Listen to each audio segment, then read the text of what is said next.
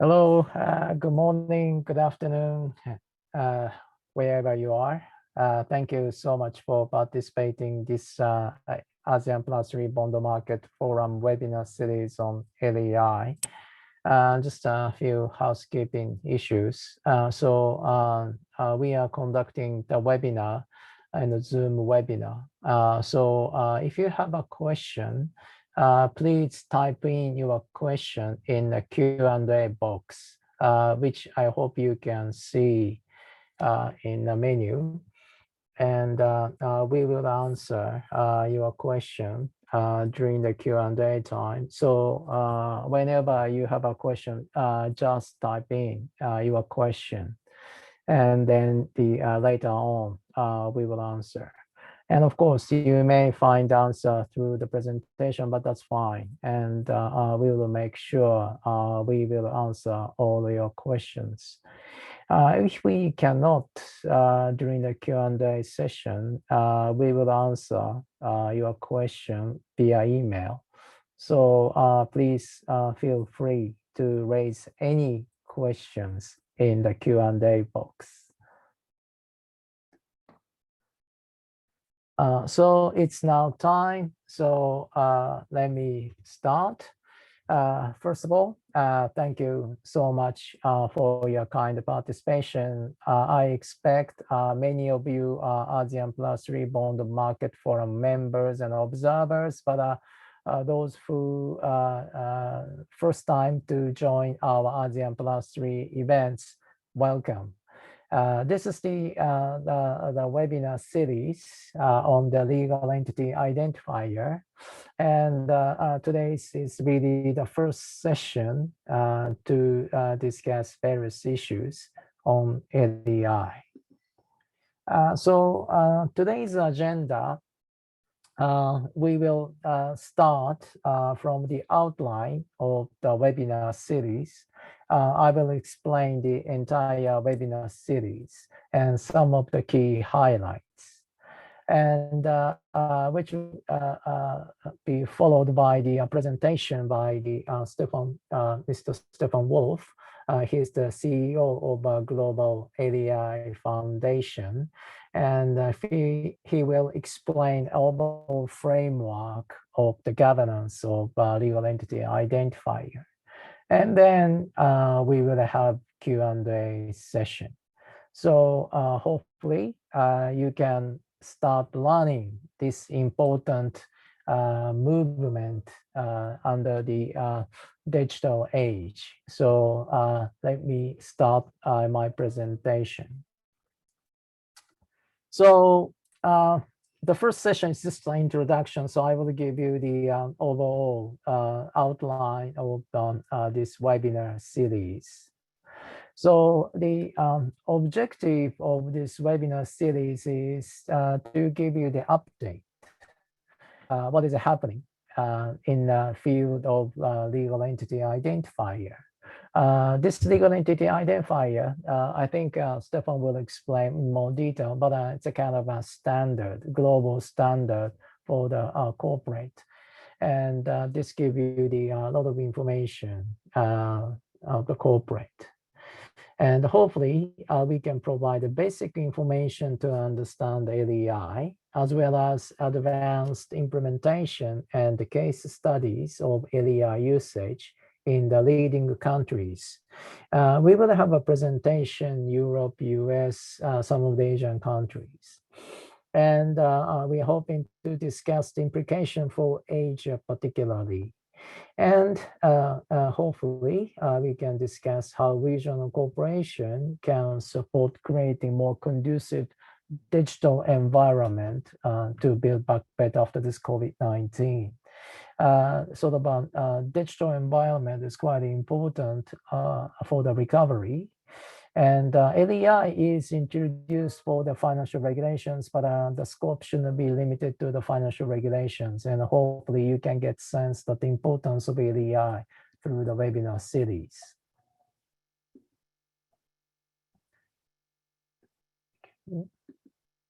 And for those of you who are not familiar with the ASEAN Plus League, let me briefly explain So the ASEAN plus 3, after the Asian financial crisis, the ASEAN 10 countries plus China, Korea, Japan, called ASEAN plus 3, established the regional financial cooperation framework. And there are two pillars. One is the Chiang Mai Initiative Multilateralization, which is kind of a bilateral swap agreements of the member countries. And another pillar is ABMI, Asian Bond Markets Initiative. And ADB act as the secretariat of ABMI, and we provide a lot of support to the region. And today's webinar is under this ASEAN Plus 3 Bond Market Forum, which is the platform to bring private and public experts on the capital market. And we provide a place to discuss various issues. Actually, our focus is not limited to the technical issues like LEI or standardization, but also the capital market in general. So we also try to create a regional common bond issuance framework and so. So whatever we discuss will be elevated to the regional government meeting. And if we need to decide something, eventually that is approved by the deputies and finance ministers and central bank governors. So it's very much formal process. So let me go back to this webinar series. So today I will explain the outline of the entire webinar series, and hopefully you can get sense what is LEI. So it's really the introduction of it to the LEI. And after that, we will have the second webinar on Wednesday. So please note, since we will invite the US speakers, this is going to be in the morning of Manila time, and we will discuss the US case. So one is the LEI application in US Customs. So the US Customs is considering to introduce some globally recognized ID for custom clearance, and LEI is one of them. So that's one example. And also LEI application can be considered in various data exchange in the financial field. So the JP Morgan will explain in the banking sector how banking sector can help introduction of this LEI into the financial sector. And then third webinar, the LEI into the case study for from the EU, the focus in Europe. And Europe is actually the leading region of the implementation of LEI. And European Systemic Risk Board recommend the introduction of LEI for various financial regulatory reporting. So we will listen to the some leading cases in Europe. And also, we would like to invite the private sector, how the private sector see the introduction of LEI and what will be the benefit for the private sector. So that's the topic, so LEI in the EU. And we will move to Asia. And particularly, we would like to invite Indian expert to share their experience of LEI implementation first. And then the LEI implementation is very much led by RBI, Reserve Bank of India. So the RBI will share their thinking. They've already introduced LEI in the high value payment system, but they are thinking to expand more. So we would like to listen to how India is going to use LEI. And of course, I would like to listen to their perspective, particularly from the private sector. And another important country in Asia. So China is also quite keen to introduce LEI in various areas. And PBOC, CBRLC, CSRC, SAFE, they jointly published the LEI implementation roadmap. And so various cross-border transaction that LEI needs to be accompanied.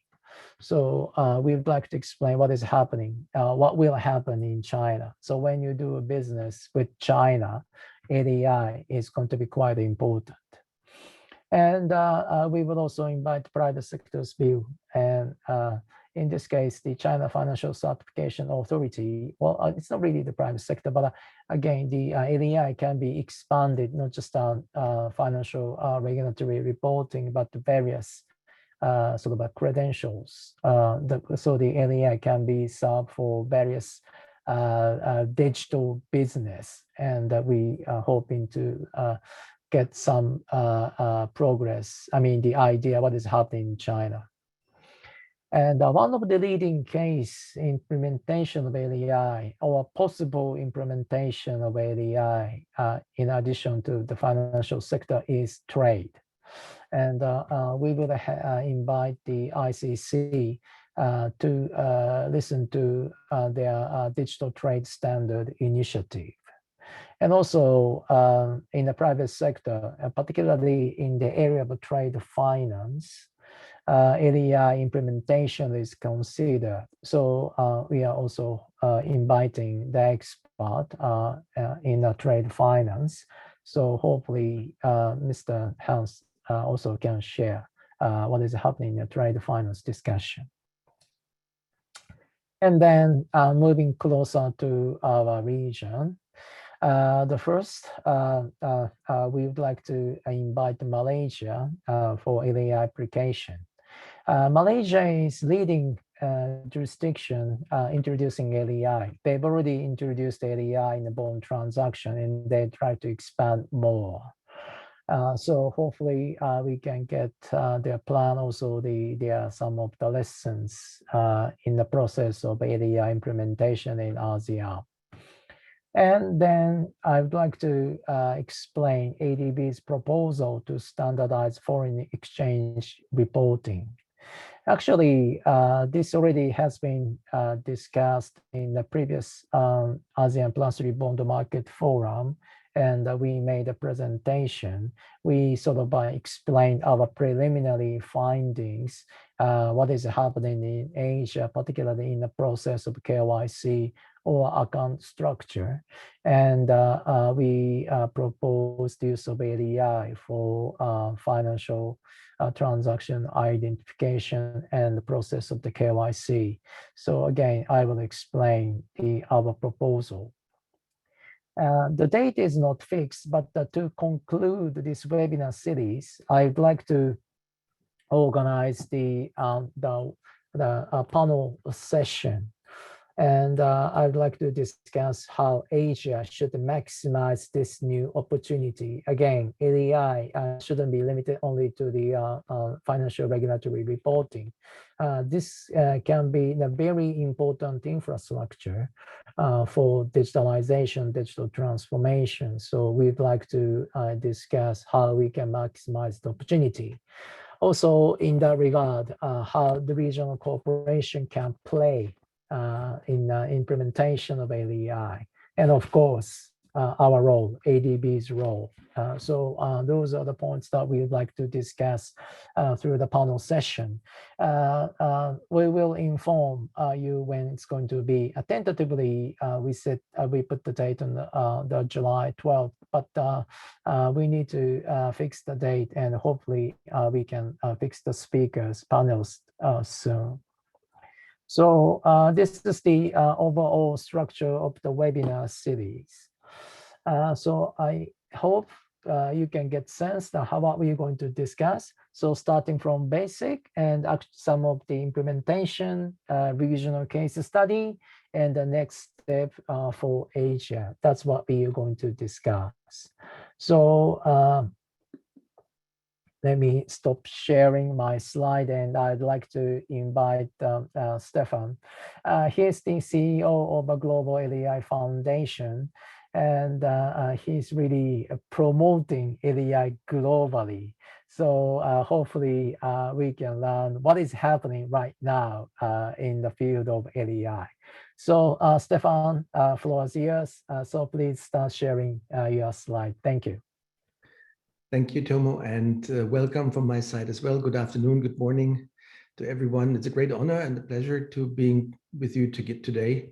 I remember very well that 6-7 years ago when we started the LEI mission, it was pretty unknown in Asia, but this has changed dramatically, and I'm very grateful for the opportunity to explain the LEI system and maybe answer some of your questions. I prepared a few slides which I would like to share with you now. I hope that everybody can see them. Yeah. So yes. We're going to talk today a little bit about the global LEI system, an overview, the private and public sector support for it. And then we're moving on with digital identity, because in today's times, an identifier is only good if it's a digital identifier. And we'll talk a little bit about what role banks can play in this area. So let's start with the overview on the global LEI system. GLEIF, the organization that I have to run, is a Swiss foundation. GLEIF is not the issuer of LEIs. We don't do this, but we find the partnering organization, the LEI issuers. And right now you see on the right side, we have already 40 different organizations issuing LEIs. Some of them are public sector organizations. We have in several countries government organizations who issue LEIs. In other countries, you have semi-private public organizations like business registries and others. And then we have also private sector organizations like a Bloomberg or London Stock Exchange that are issuers of LEIs. And you can see we have already up to now over 1.9 million LEIs issued on a global scale. 1.9 million LEIs represent roughly 90% of the global market capitalization in financial markets. So it's a pretty huge number. It doesn't cover yet smaller business SMEs, but we see a growing trend there as well.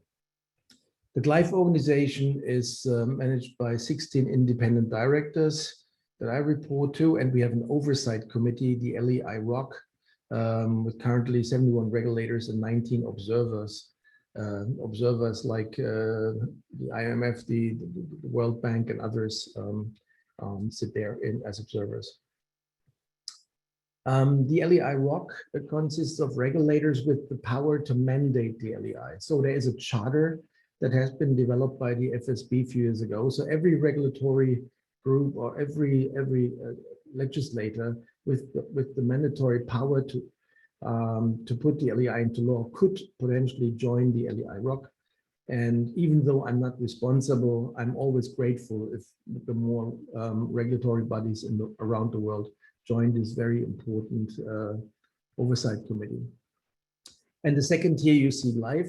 Our job is to manage the network, to make sure that everything is compliant. We have an accreditation program for our LOUs, and we also check data quality and all these issues on a daily level. As many of you might have not seen LEI, I would like to stop my presentation here and switch to my browser. And I would simply like to show you how the LEI works. And I'm deliberately going to use a company that you might be familiar with, the shipping company Maersk. And what you would think Maersk Line AS, what you would think could be the Maersk organization. Yep. Here we go. You see it's Maersk Line AS, registered in the Danish business registry under this registration number. This information links to the LEI of Maersk AS. And you see some more information like legal domicile, headquarters address. In this case, it's the same, but think of many organizations who have a legal domicile in Delaware, for instance, in the United States, but operate out of New York. Some registration information. And what you then can see is that this Maersk Line IS is obviously not the ultimate parent in the ownership structure of Maersk. There is an ultimate parent called A.P. Møller Maersk AS. When you click there, you see the exact same structure. You see the LEI linking to the referential data, as we call it. So A.P. Møller Maersk is also registered in Denmark. But when you scroll further down, you now see all the subsidiaries of Maersk around the world. And if you click on this little arrow here, you see the substructure For instance, Maersk Line Fleet Management and Technology India Private Limited. Again, when you click there, you see all the information regarding this legal entity. So coming back to my slides,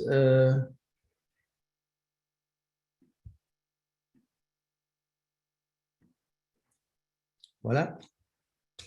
The LEI is an ISO standard. It's an open data standard. So everything that you've just seen is available for free. Everyone can download the file, can use the API to their advantage, or to use the website for lookups.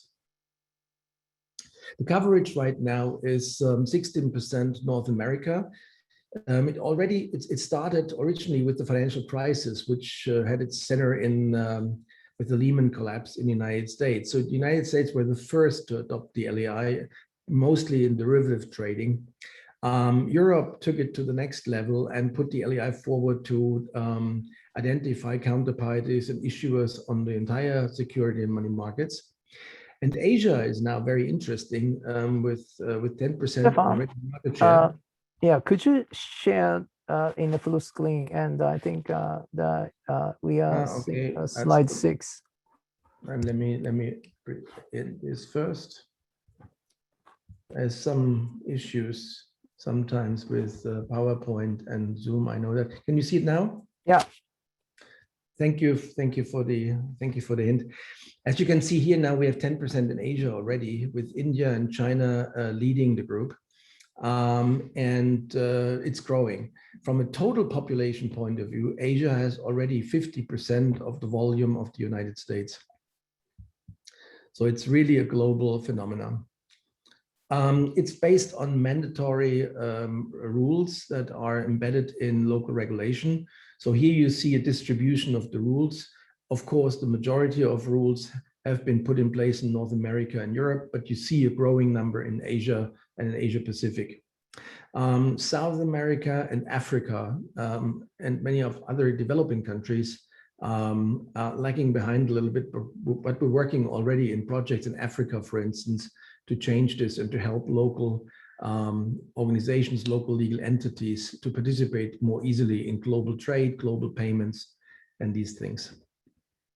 The growth by region, as you can see, we have in the market capitalization coverage, we have a very high coverage in Europe, in the Americas 90%, Asia a little bit less, and others 80%. But in total, we cover a huge number of listed companies and their subsidiaries. And with the number of instruments for the LEI coverage, we link to the ASEAN to show the financial instruments that these organizations have issued. And you see here the coverage by number of instruments, which is also very high in Europe. In other countries, they are lower because you see a lot of domestic instruments or locally traded instruments. Bonds, for instance, is a very good one for the United States. Municipal bonds, which are mostly issued and traded in the United States alone. The LEI has not been mandated, and that's why you see a lower coverage there. Similar things happen in Asia, but it's growing. We have a lot of private and public sector support. We have the Basel, we have the BIS in Basel, the FSB in Basel in Switzerland. We have the European Banking Authority, EBA, and they all issue recommendations or issue rules on the inclusion of the LEI in the law. The most recent and most important one is the European Systemic Risk Board recommendation. It's basically a recommendation of the leading central banks and other regulators who are concerned with systemic risk for financial markets. They have issued a recommendation that the European Commission should create a legal framework for the LEI to give all 40 million legal entities in Europe the LEI, if you like, top down. And you will hear from François Laurent throughout the meeting here, the series here, more information on that.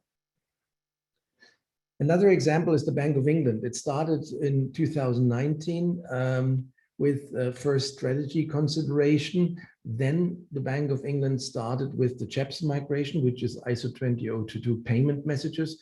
Bank of England is mandating the LEI for payment messages. so that you can identify financial institutions and their counterparties. And we're now open data for SME finance, and corporate transparency and register reform are also very important next steps. And you see here in this example how a country, and in this case the United Kingdom, especially in post-Brexit, is this very interesting, stays connected with the rest of the world by utilizing the LEI across many types of regulation. But also the private sector. Here, this is the PMBG, the Payments Market Practice Group. These are basically the owners and customers of SWIFT, the global payment network. The PMBG issued a recommendation to use the LEI in payment messages. And with the introduction of ISO 20022, which is the once-in-a-lifetime event, such a major change, there's a lot of support and a lot of push for the LEI around the world. I should mention that India is also at the forefront of mandating the LEI for payment messages. They were actually the first country who mandated the LEI there, and we're looking forward to seeing more of that in the future. In Europe, again, the European Single Electronic Format, machine-readable financial reports, they all should come with an LEI. And from this year on, all listed companies must file their reports in XBRL using the LEI to identify the reporting entity, which was developed by ESMA, the European securities regulators. They are in charge for this type of regulation for the capital and money markets. Now, LEI and digital identity, or as we call it, no LEI, no trust. Very important aspect. When you look at the financial sector, it looks like a galaxy with all of these, stars orbiting around a center and working with each other and so on and so forth. But when you look at the Milky Way as our home galaxy and you analyze the black hole in the middle, you might not consider that Milky Way will be crashing into Andromeda, which is a larger galaxy, and that will change everything. So the Andromeda galaxy is flying our way to the Milky Way, and a similar thing happens in the real world here. We see the internet galaxy with all the big players in the world, the internet as the main platform now for communication and trade, and we see the supply chain galaxy. All of these three galaxies come with their own standards, their own identifiers, their own way of linking information. And what we propose is to bring this all together with the LEI services of issuance, validation, and mapping of data. And that is exactly what we're working on. We're working with supply chain entities to make the LEI part of the supply chain reporting. This could be producers, manufacturers, intermediaries. This could be customs organization. And in one case, we're working with pharmaceutical companies to, in the aftermath of the COVID-19 crisis, to create a supply chain from the producer of the medicine or the vaccine or the mask down to the draw of the doctor in the hospital. And the entire supply chain will be equipped with both the LEI and GS1 standards for the barcode. And we're also working with the internet industry and the internet galaxy. We've just joined the Trust over IP Foundation under the Linux framework.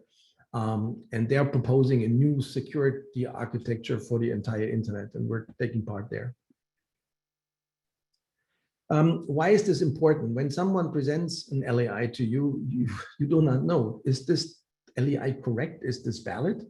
You don't know whether the presenter of the LEI has the right to present it, and if he or she is affiliated with the organization. So there are lots of questions when someone presents an LEI to you, and these questions must be answered, and it is still a process that requires checking and in many cases manual interference.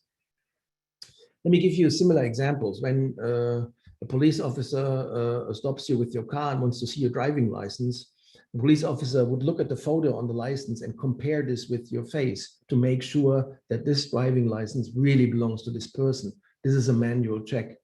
Or if you employ somebody and the applicant comes with a real good diploma from a foreign university, you might want to background check that and you give the university a call to see if the marks are real.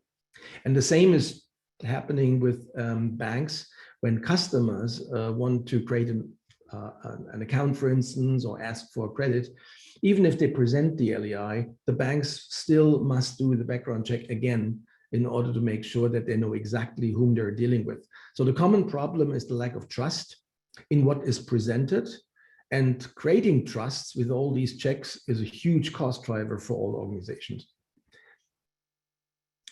Now you can change this through a digital representation where the data is actually linked to a private public key pair, and the private key belongs to the owner of the information. And what we're proposing here is that we have a digital representation of the organization, but also people representing the organization in a certain role. So for instance, a digital ID for myself could be Stefan Wolf, CEO of GLEIF, working for GLEIF. And if you put the LEI in there, my name in there, and the role in there, then you would have a digital identity cryptographically sealed that could be used in automatic onboarding and transaction processes. To give you an example where we use this is the GLEIF financial report from 2019. The 2020 report comes in a few days.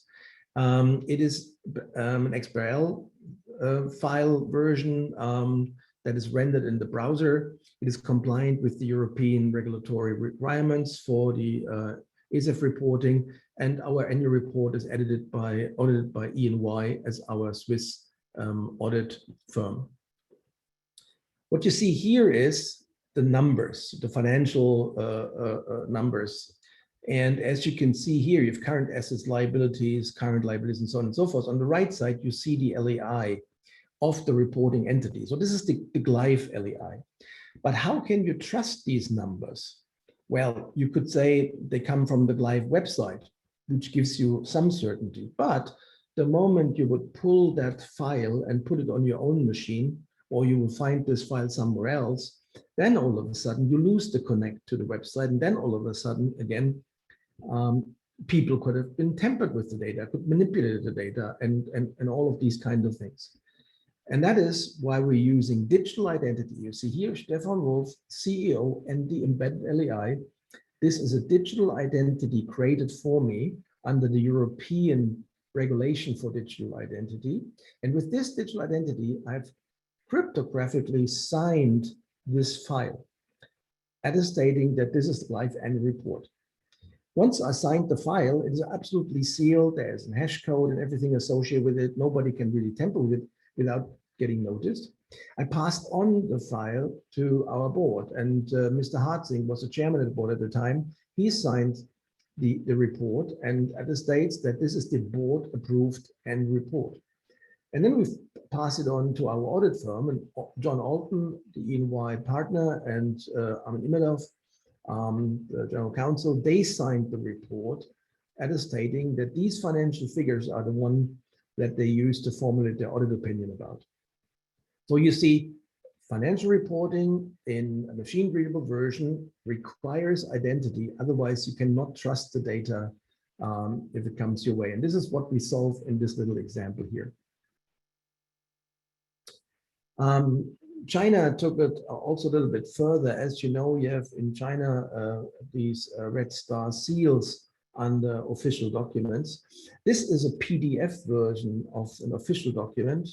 And please excuse, I cannot read Chinese language, but some of you might be able to do so. But what we see here is if you click on that red star, you would see the information associated with the signer of this document. And here you see the LEI is already included in the digital ID, in the digital seal for this organization.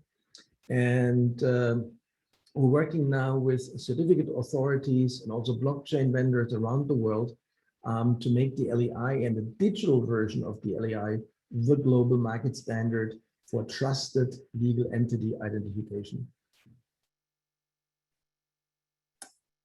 So you have the LEI in the document, mandatory in some areas, which allows automated access to the data, aggregation of the data of the filing entity, and of course, much better market surveillance, much better regulatory oversight over the markets. And also it prevents fraud at a large degree because it becomes really difficult, if not impossible, to falsify this information. And then you need to sign the information that's on the right side to create trust in the information provided. And signing means that it's cryptographically safe to trust the information. So LEI and trust go together very well. And this is why we're working on these digital strategies. In the future, every messaging, every transaction, every contract signing, every report filing, all of this could be digitally signed with digital IDs containing LEIs. Now, a last word to the validation agent concept. We have 40 registered LEI issuers.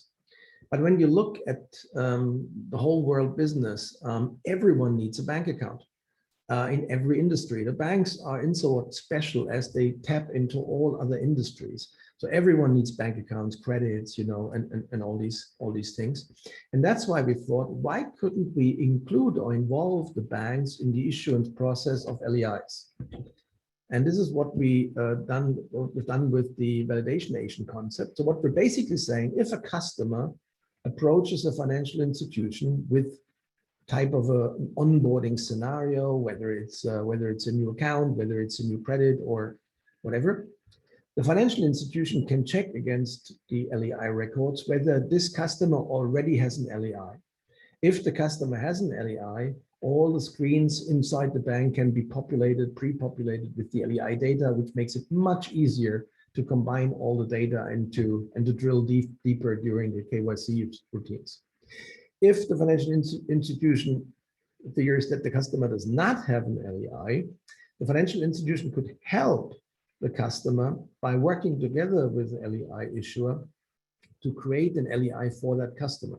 So rather than to ask the customer to go out and get an LEI, which is not always pleasant for front office people, the bank would create a service saying, look, dear customer, you don't have to worry about your LEI. We're going to do that for you. And it, in many cases, will be free of any cost because the banks would carry the cost anyway for the background checks. And you will hear from JP Morgan in a short while more about this concept. And it reduces costs for banks. It gives you better quality and transparency. It reduces AML risks and penalties. In particular, the banks are very keen to get this sorted. And you have an efficient onboarding, better client experience. With a study with McKinsey together, McKinsey did a long questionnaire around the world with major financial institutions, and McKinsey predicted that financial institutions alone could save $2 to $4 billion a year if they would adopt the LEI accordingly. And this is just banks. Consider all the value that the LEI could create in the network of trust if all participants in the market would use the LEI as the common standard. The LEI is use case agnostic, and I should say it comes and originates from the financial sector, but it's not limited at all to the financial sector. And it could really help to overcome what we face today, that you have so many different types of identification schemes around the world. And the LEI could help with that. The LEI, last sentence to that, is not replacing a local ID. There will be always in each country local IDs issued by a business registry and whatever. And what we think is that the local ID is like the ID card of an individual, but you cannot travel with the ID card. You need a passport when you want to travel. And this is the LEI. The LEI is, if you like, your digital passport for international trade. And with this, I'm at the end of my presentation. I would like to highlight that we have a YouTube channel where you see everything in short videos. And for instance, the annual reporting showcase, I can really recommend this. If you go on YouTube and simply search for GLEIF, you will find our channel quite easily. And with this, I would like to open the floor for questions. Thank you, Stefan. While people start typing the questions, let me ask you a few sort of basic questions. First of all, if I want to have LEI, what will be the procedure? You talked about the validation agent, the banks as a validation agent, but what is the process that you expect I need to follow? There is no world government, and that means you cannot issue LEIs to all global companies centrally. And this is why we have the Global Oversight Committee with all the rules and regulation. Now, if a legal entity needs to have an LEI or wants to obtain one, it would usually reach out to one of the LEI issuers or to many LEI issuers to see what's the best price, what the best conditions, best service is. And then they would sign an agreement with the LEI issuer. The LEI issuer would do all the background checking, validation of the data and everything else. And if this check turns out well, then the LEI issuer would issue the number and would charge you a small fee. The fee varies depending from region in the world between $50 and $80 at the moment. It came down from over 200, so it's a long way, but it's still too high. And that's why we bring in the banks now, because the banks can really help their customers. So if you are a legal entity in the future, you would simply go to your bank and say, look, bank, I would like to open an account with you. And by the way, could you give me please my LEI? Yeah, well, in some jurisdiction, there's so-called local operating unit. But do I have to go to the local operating unit in my particular jurisdiction, or I can go to, let's say, Bloomberg or wherever? Is there any limitation or restriction? So let me share my screen with you.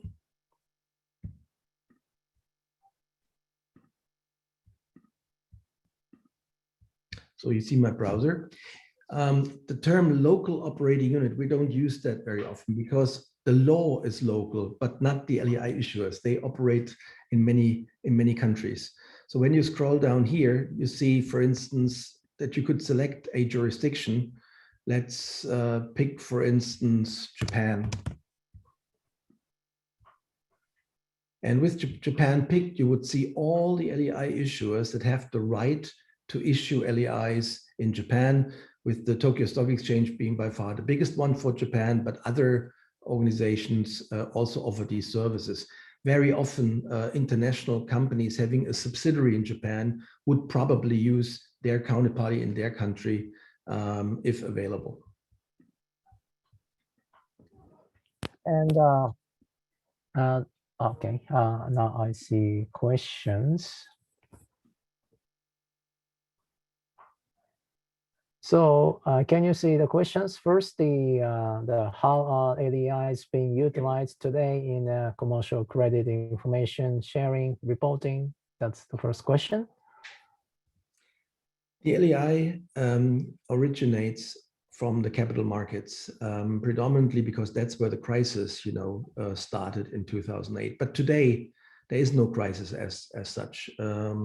Regulatory rules and the reporting that was established afterwards, in my opinion, pretty much prevents similar issues that we had in the past. And now we're turning our interest into other use cases and commercial credit information, also for trade finance, letter of credit, and all these kinds of new payment, e-invoicing, and all of these types of new use cases. They could all benefit from the LEI. And that's why we're working together with large international organizations like the ICC, large networks. For instance, I mentioned pharma industry. There is a pharma ledger project with huge contribution. And we bring them with the banks together because in the real world supply chain, the flow of goods might be this direction, but there's always a flow of money in the other direction and all kinds of other links between the players. And this is where I believe the LEI has the most potential for the future. Thanks, Stefan. In relation to that, do you see any sort of expansion of use of LEI in the other public domain, like taxation or anti-money laundering, or do you have any sort of discussion with those authorities? Yes, the LEI now for the very first time gets recognized in upcoming AML regulation. It's not mandated there, but it should be used if available, which is the first step. Also in KYC routines, onboarding questionnaires and everything else. The private sector has also suggested to use the LEI. The Wolfsburg Group, for instance, added the LEI to their standard. So this is now a growing reality. I mean, we should not forget the LEI system consists only of, or exists only for 6-7 years. It's a very, very young organization. And what we've achieved so far is really breathtaking. And that the AML regulators are now going to pick up the LEI is really exciting for us. There was a lot of concern in the beginning whether the system could be trusted, whether the system would be working and everything. But I think those concerns have been eliminated. And for tax, that's the only exception of the rule. Tax is very local to a jurisdiction usually. And so the tax authorities have less desire for an international standard. Of course, they would like to understand who else from the outside has business with the local companies, but the tax authorities have not engaged with the LEI yet. Okay, yeah, but hopefully the discussion of common reporting standard, which is the data exchange among the tax authorities, will notice the use of LEI because, Stefan, you just mentioned that the LEI may be accompanied with the introduction of ISO 20 or 22. That is the kind of a huge impact on the cross-border data exchange through the SWIFT. And the common reporting standard also use XML. Unfortunately, that structure still not need to be more standardized, I suppose. But the LEI can perfectly fit into this XML. So that probably the future direction. Okay, thanks. Let me move on to the next question. So what would happen to an LEI that doesn't get renewed for the period of time? Will the be assigned to another party? If so, how long the period is? I think this is sort of how are we going to choose the survival LEI survival. So could you please explain how LEI should continue? So first of all, the LEI namespace, the 20-digit code, comes with so many possibilities, like sand in the ocean floor. So what was decided back then was that an LEI is a unique lifelong experience. So a legal entity will get an LEI only once, and it will keep that LEI for eternity. But if the legal entity, for instance, ceases to exist or get merged, then you will see the LEI of the succeeding entity, or the LEI will be retired, but it will be still in the system forever. And you can still see that an organization with this LEI under this name existed at a point in time. So the LEI will not renew, will never be reused, and there will never be two LEIs to the same company. The renewal is something that I need to explain a little bit. The LEI system is the only system that shows the age of the information. Wherever you go, wherever you purchase data, for instance, wherever you get data, you never see how old the data really is. And that gives you the false sensation of everything is accurate and timely. So the regulators back then said, well, it's the obligation of the legal entity to provide its data in a quality fashion and all the updates. But let's be realistic. Many legal entities, they need an LEI and then they forget about it. Or people who were in charge of managing the LEI leave the company. The successor doesn't know about this. So there are lots of reasons why people do not update the data regularly as we would like to see this in place. And that's why we have a rule out there as GLEIF that after the duration of 1 year, the LOU must check with the registrant again whether something has changed or not. And only if the registrant refuses to collaborate and does not want to get its data updated, then we show this with the last renewal date, and the LEI record gets lapsed, and that is a red stamp. That means any downstream application, a regulator, for instance, they could decide for themselves, do we trust information that has not been updated over the course of the last year? Or are we happy with this in our use case? But the LEI system provides this information. So it's a very important feature that you can see the timeliness and the accuracy of the data. Yeah, well, Stefan, could you also explain in relation to the fund management business, because this may be the area that we may see more sort of a merger of the funds or sort of a siege of the new funds, the funds. So again, I think we should elaborate on the LEI applying to the fund business.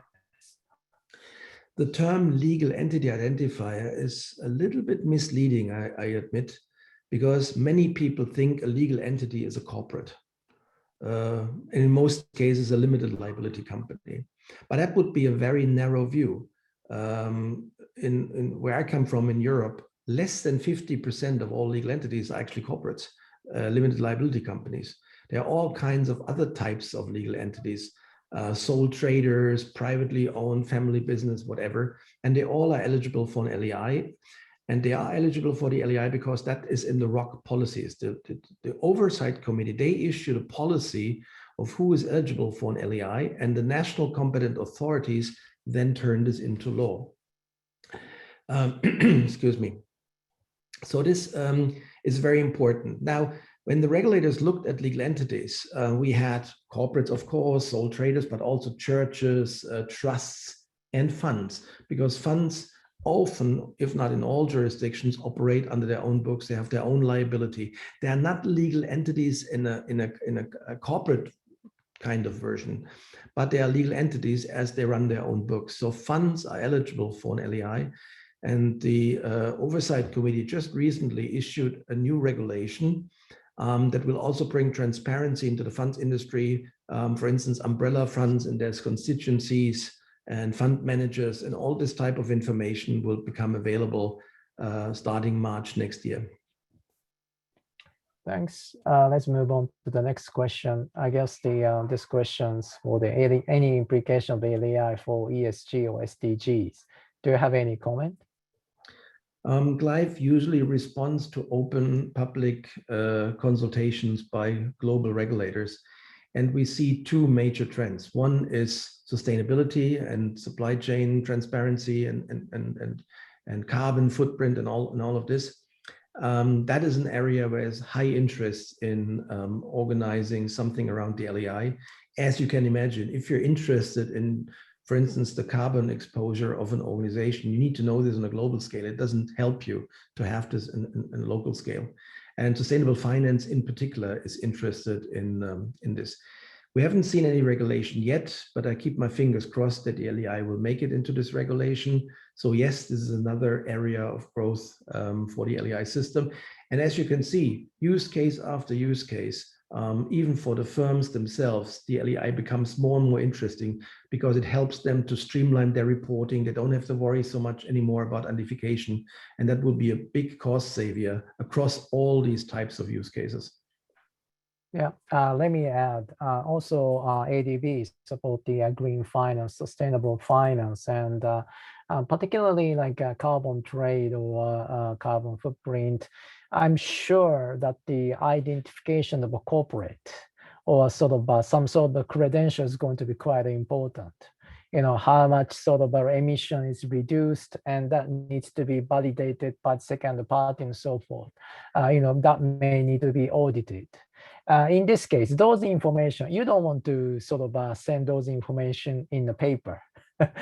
So that particularly digital sort of a credential is quite important. And the LEI is from the beginning designed to match with the digital age. That is a complete difference comparing to the existing registry system.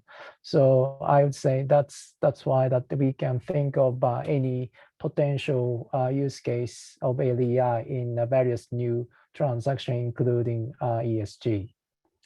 Okay, let's move on to the next question. In the area of the capital market, who are eligible to get access to LEI data system?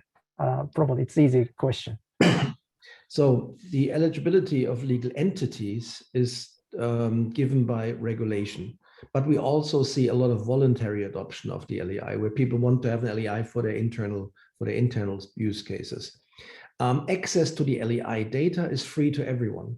You have seen the website in my presentation. I don't log in, I don't do anything. You can simply go use the data in any way. It's completely open and without any IP and copyright, so that everyone can use and exploit the data to their own advantage. Yeah, let me add, from the inception of ADI, the Regulatory Oversight Committee insisted free IP because in various existing corporate ID, sometimes there's sort of intellectual property right attached to the use of those identifiers. So from the beginning, regulators wanted to create IP-free ID. So everybody who want to use ID can freely be used. So the information posted on the GLEIF can freely be used. This is a kind of business information, but now adding more information in addition to the just business card information. So that would expand the scope of ADI. So let's move on to the next question. So do you know how many, do you know any markets that the, sorry, do you know the many any markets that is discussing the coexistence of issue, similar identifiers? So maybe the local registry LEI. So can the LEI replace existing local identifier? I think this is also the common discussion. Maybe Stefan, you can explain. The LEI is not going to replace local identifiers, and the reason is that identity is usually conferred by the sovereign of a country, by the government through their organizations. And this identity is the legal truth in the government books, and that cannot be replaced. However, in order to participate in global trade, you need a passport, like something that you present at the border when you travel. And the LEI, in addition to the local identifier, can create and can make this passport available. However, the LEI is not the only attempt for doing that on a larger scale. For instance, the World Customs Organization, they promote the TIN, the Trader Identification Number, which is no open database. It's just a number that consists of the national identifier plus a country code. It doesn't help much. And that is why many customs organizations have decided not to use the World Customs Organization's recommendation. Well, we stay at the sideline and watch the developments. And again, there are lots of private sector identifiers, and there's a lot of confusion. We once recognized that banks use at least 4 to 5 identifiers during a simple onboarding alone. And you can imagine that matching and mapping all of this data together is anything but easy and costs a lot of money. Yeah, well, I guess the strength of LEI is particularly for the cross-border, but this does not exclude the possibility to have local ID. So I guess we can see the coexistence. Stefan, I guess the previous question. One remark. Let me give you one example, which I find really fascinating. The country of Germany. I'm a German, you know, by origin. The country of Germany does not have a central registry. We have 150 courts that issue registration numbers, but only for 50% of the legal entities. And Germany at the moment is going to develop a German-wide registry, like a statistical office, if you like, and they're considering to use the LEI as the identification scheme for all of the legal entities. That might take a few years, but as you can see, the first countries are already moving into that direction. Yeah, okay. I guess there was the question related to the so-called LEI agent, but I guess this question means the local operating unit, LEI issuer. So if let's say stock exchange in one country wants to be the LEI issuer, what would be the process? There is competition amongst the LEI issuers. That means any registrant is free to pick and choose the organization that fits the best. And that is not always price. Service is, for instance, another issue. Let me give you an example.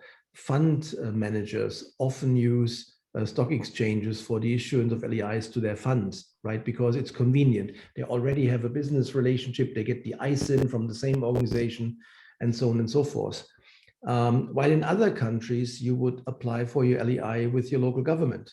In China, in Saudi Arabia, and in a few other countries, government organizations help their companies in the global reach out by providing those numbers to them. So please check out our website. You can, again, as I said, for your jurisdiction, type in any jurisdiction, and you will get the full list of LEI issuers who are that are accredited for this jurisdiction and quality assured for this jurisdiction, and then you're free to choose.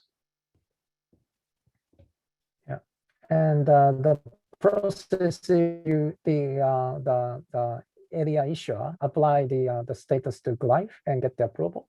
What will be the process? Excuse me, there's a so-called master agreement in place. That is a legal framework for the entire LEI system, and it details at very big detail level what the core duties are and how the measurement of all of that takes place. You will find on our website the master agreement and all the appendices and the service level agreement and the metrics that we use to control the issuers. We at GLEIF do not issue LEIs, but we manage this network, and we also publish data quality reports. We check data quality on each field on a daily level and work with the LEI issuers in case of an issue.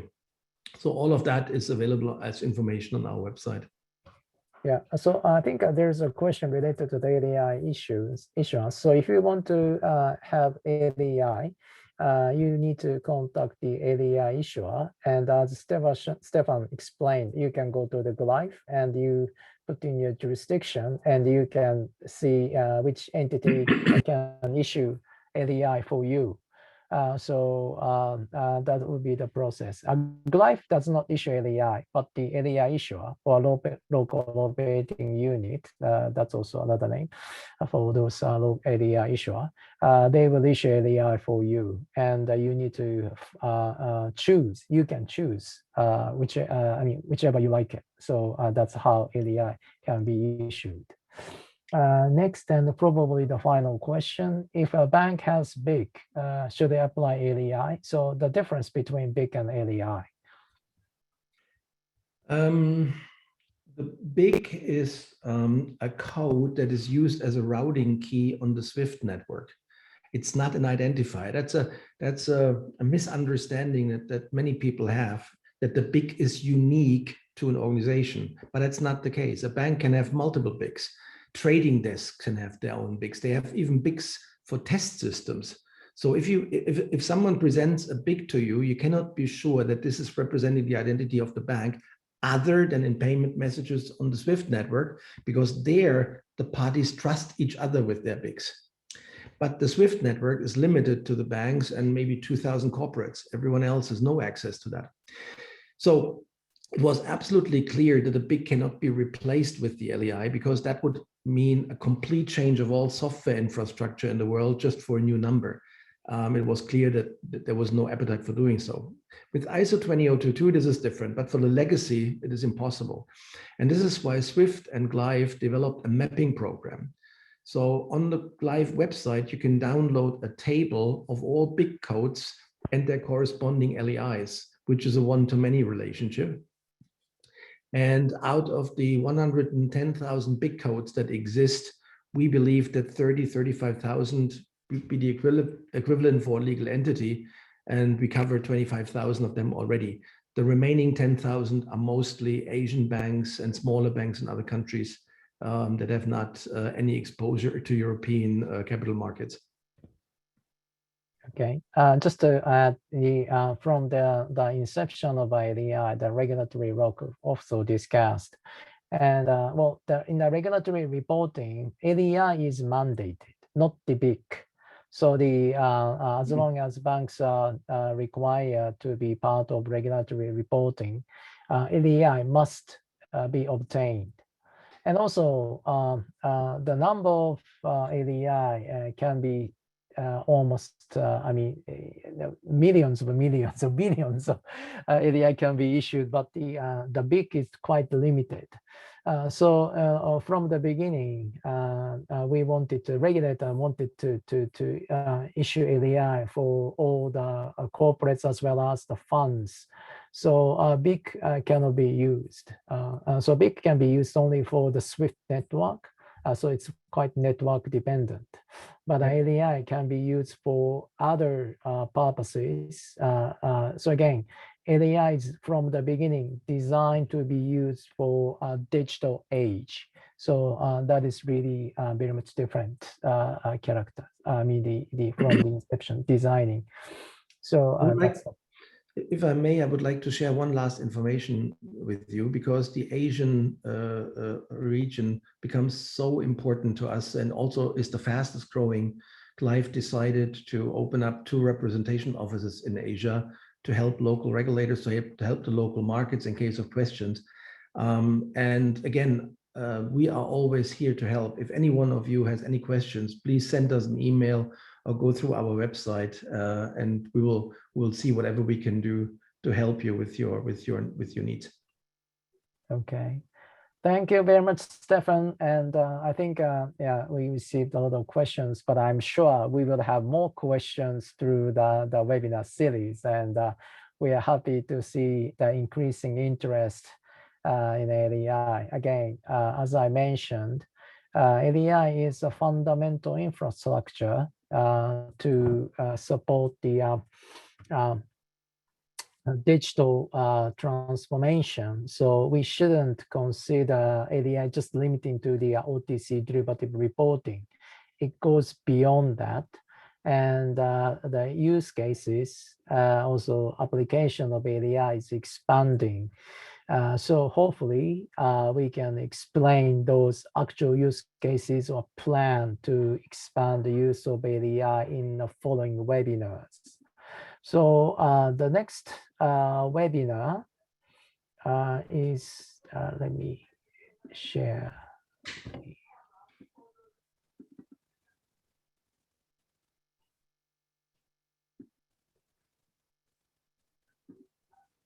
So the next second webinar is Wednesday. Please note, this case, it's a morning time in Asia. And we will listen to the cases in United States. Hopefully, you can expand more sort of understanding how LEI can be utilized. So I would like to conclude today's webinar. Stefan, any final remarks, comments?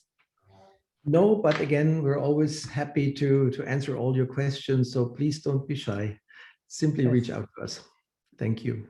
Okay, thank you so much for your kind participation. And well, in the following webinar series, please feel free to raise questions, not just limited to the United States. Any open question, we will make sure to answer your questions. Thank you so much, and have a good day, good evening. Also, please stay safe. Thank you so much. Thank you.